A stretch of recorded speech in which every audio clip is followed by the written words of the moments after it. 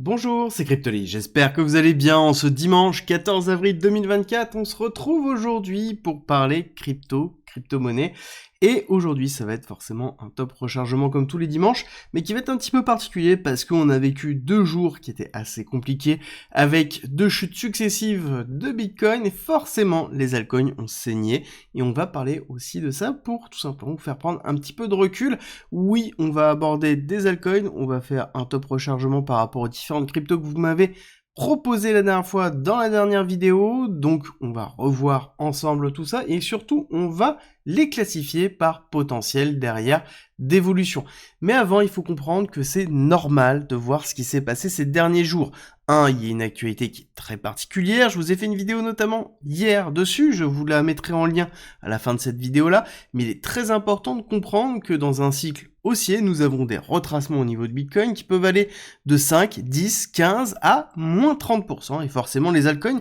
vont être les premiers à souffrir de ce retracement, avec des retracements beaucoup plus sévères allant jusqu'à moins 50, moins 60%, et c'est pour ça qu'il faut faire très attention à vos positions à levier, et surtout limiter la position à levier, parce que c'est le meilleur moyen de se faire liquider, et si vous faites liquider votre capital maintenant, ça veut dire que vous ne pourrez pas profiter de ce qui va se passer par la suite, parce qu'encore une fois, on est très loin de la fin du bull run, on est même très loin, et ça, je vous l'ai expliqué plusieurs fois dans toutes mes vidéos. D'ailleurs, petit rappel, tout à l'heure à 18h, donc c'est-à-dire dimanche 14 avril 18h, je vous fais une masterclass vraiment sur le bull run, comment gérer, ce qui va se passer par la suite, je vous donne comment gérer vos achats, comment gérer vos ventes, je vous donnerai des cryptos qui n'ont pas encore éclaté, globalement vous allez avoir tout pour pouvoir performer. C'est aujourd'hui à 18h, et pour s'inscrire, c'est simple, le lien est en commentaire et en description, et vous recevrez le lien du webinaire dans les minutes avant, tout simplement 18h, donc par mail directement, comme ça vous pourrez vous connecter, il y aura un replay pour ceux qui sont inscrits. Ceci étant dit, on va commencer directement notre top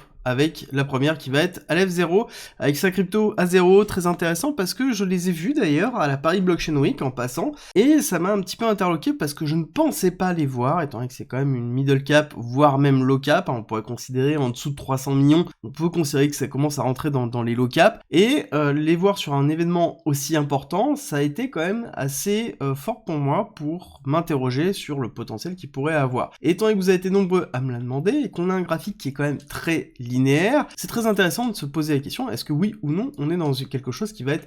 plutôt bullish, dans lequel on est dans une zone de rechargement intéressante ou pas. En l'occurrence, je vais vous dire que si on considère que nous sommes dans un range de trading, nous sommes dans la partie basse, donc c'est une zone d'exposition qui peut être intéressant sur le long terme, bien évidemment, à savoir que c'est une blockchain qui est spécialisée dans la scalabilité et surtout dans la privacy, quelque chose qui va être de plus en plus important et qui pourrait d'ailleurs être interdit en Europe et aux États-Unis. On est sur une petite market cap, donc derrière, il faut forcément faire attention, petite market cap, dit aussi gros potentiel, mais gros risque. Donc pour moi, on est plus dans quelque chose qui peut faire x10, x25 avec Aleph0, parce que Aleph0, nous avons la possibilité d'aller chercher ici quelque chose comme 4, 5, 6 milliards de dollars en termes de market cap, voire même plus haut en fonction de l'adhésion que va avoir cette crypto, à savoir qu'on est un petit peu en dehors, on a un marketing qui est un petit peu timide, mais les faits de les avoir vus à la Paris Blockchain Week me fait dire que justement, c'est quelque chose qui va être amené à changer, et ça va être une blockchain à surveiller. Ensuite, nous avons COMP, la crypto de Compound. Compound, forcément gros protocole de la finance décentralisée, je vous parle souvent de AAV,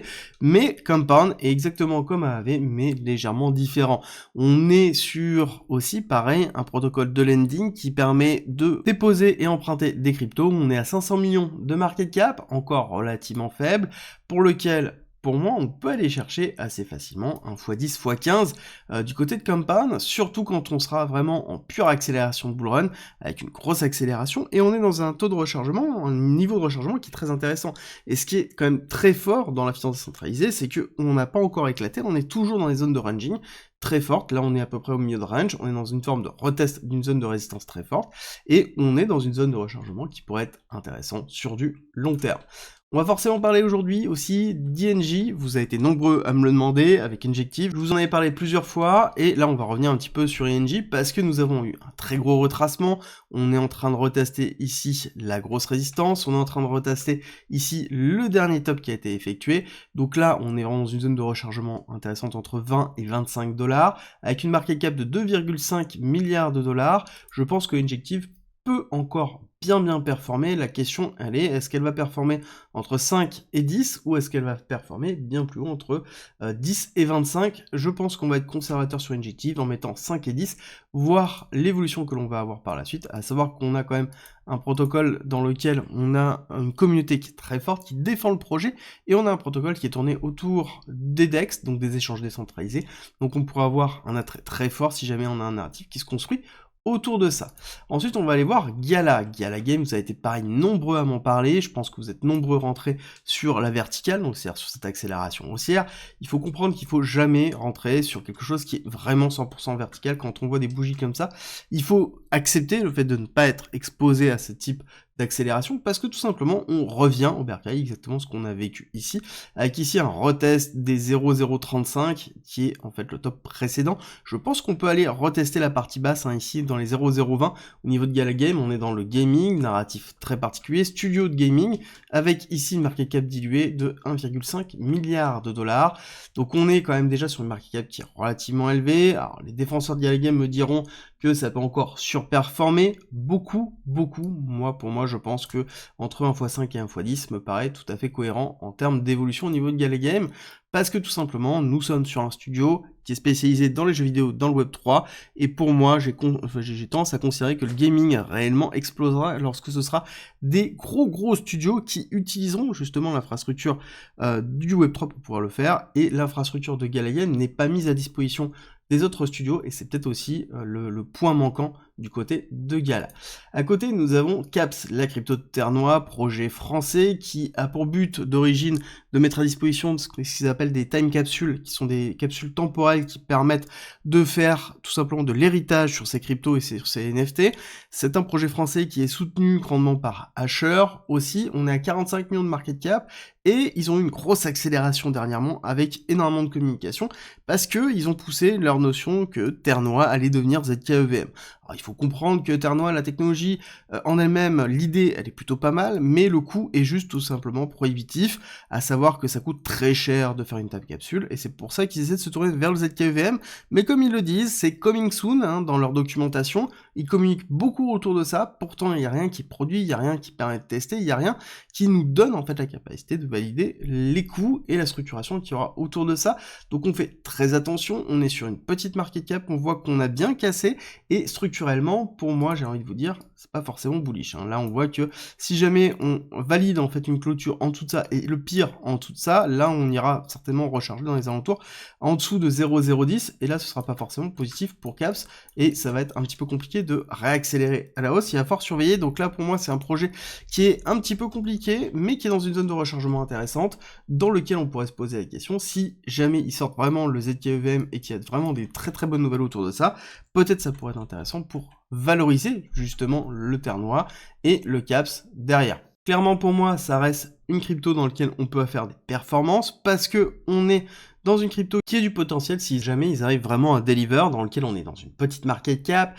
45 millions, je pense qu'on peut assez facilement aller chercher 450, voire même dépasser le milliard. Mais encore une fois, la grosse problématique que l'on va avoir, et ça c'est très important de le comprendre, c'est il faut que ce ne soit pas un effet d'annonce. Il faut impérativement qu'on ait bien la preuve qu'il y a bien un ZKEVM, qu'il y a bien une communauté qui se construise autour, et qu'on a un intérêt pour leurs produits. Là, on est quand même très loin. Donc, si je devais les qualifier, je dirais peut-être en mode dégène, parce que il y a beaucoup de risques, et peut-être beaucoup de rewards dessus. Donc, pour moi, ce serait vraiment dans cette catégorie-là qu'on devrait la classer. Ensuite, nous avons encore ANKR, qui est un protocole dont je vous parle déjà depuis quasiment 9 mois, qui est un protocole d'infrastructure décentralisée, qui est très lourd. Ils font absolument tout dans l'infrastructure décentralisée. On a eu une grosse accélération avec une grosse prise de liquidité qu'on a pu déjà voir, et on voit qu'on est retourné en train de retester les alentours de 0,032, donc qui est pour moi une grosse zone de support, intéressante dans le rechargement. On est sur une market cap qui est relativement faible, pour moi sous-évaluée,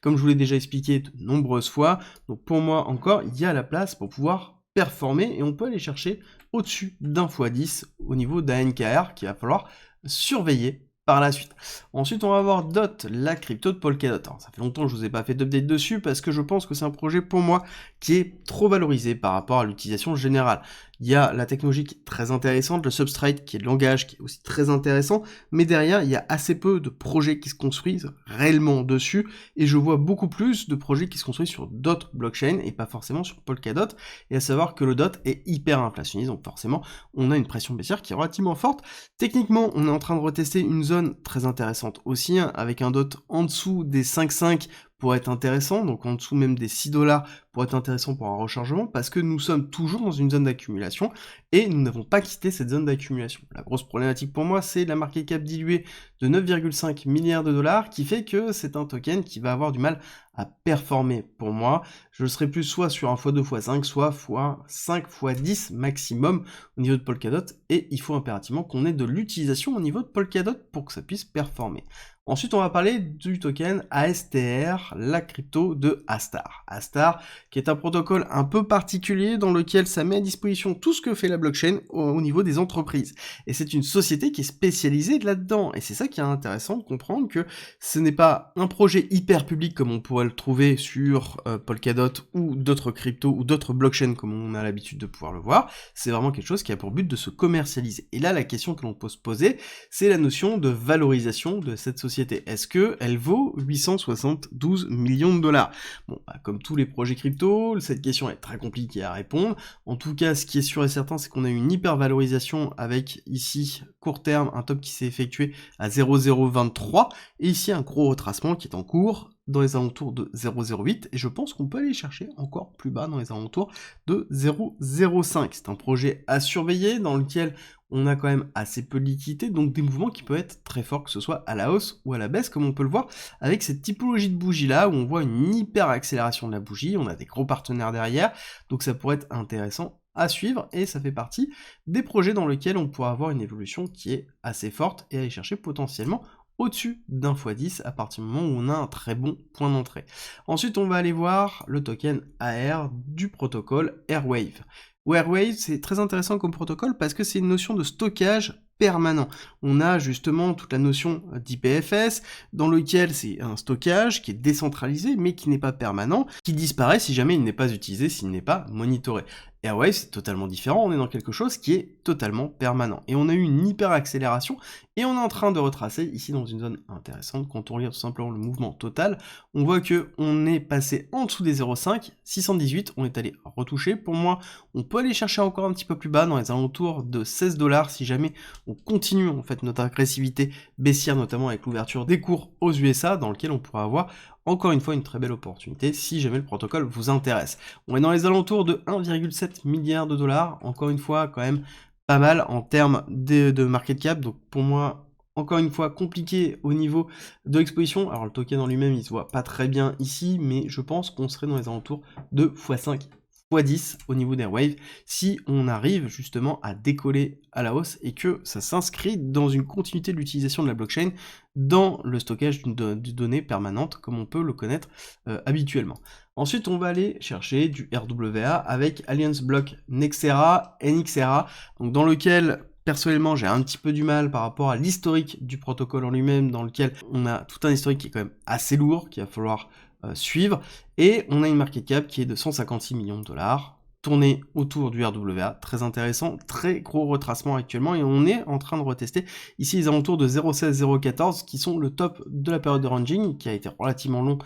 sur justement NXera, et on est dans une market cap qui est relativement faible dans le RWA, un narratif qui est relativement fort pour moi. Donc ça veut dire que on pourrait quand même aller chercher des grosses performances. On pourrait aller chercher un x10 dans les alentours de 2 milliards, mais on peut aller chercher beaucoup plus haut, et je pourrais le mettre dans x25, x50. Par contre, on fait attention aux risques qui sont liés directement au protocole en lui-même, et forcément au narratif. Si jamais le narratif RWA ne décolle pas, forcément le token en lui-même ne décollera pas. Les targets que je vous donne sont des targets qui sont basés sur la meilleure vision possible du protocole, que ce soit dans son évolution ou que ce soit dans le narratif qui est déclenché. Et on va terminer par un protocole qui est totalement dégène, je vous l'annonce, qui est Launcher avec sa crypto qui s'appelle Land, microcap, 15 millions de market cap, très faible, dans lequel on est sur du RWA spécialisé dans forcément l'Ether, et on a ici une zone de retracement qui est très intéressante. Pareil, on a une hyper valorisation avec l'émergence du RWA comme narratif.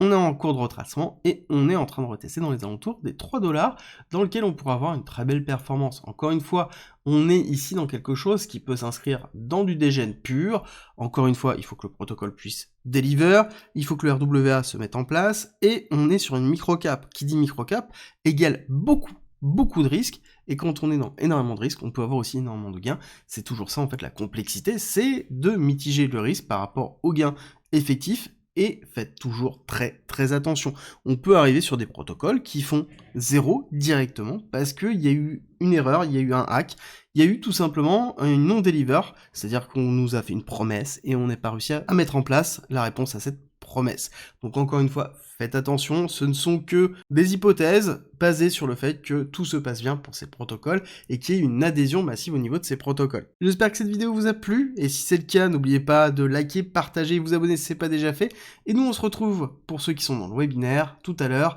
à 18 h, et pour tous les autres, on se retrouve très vite pour une nouvelle vidéo.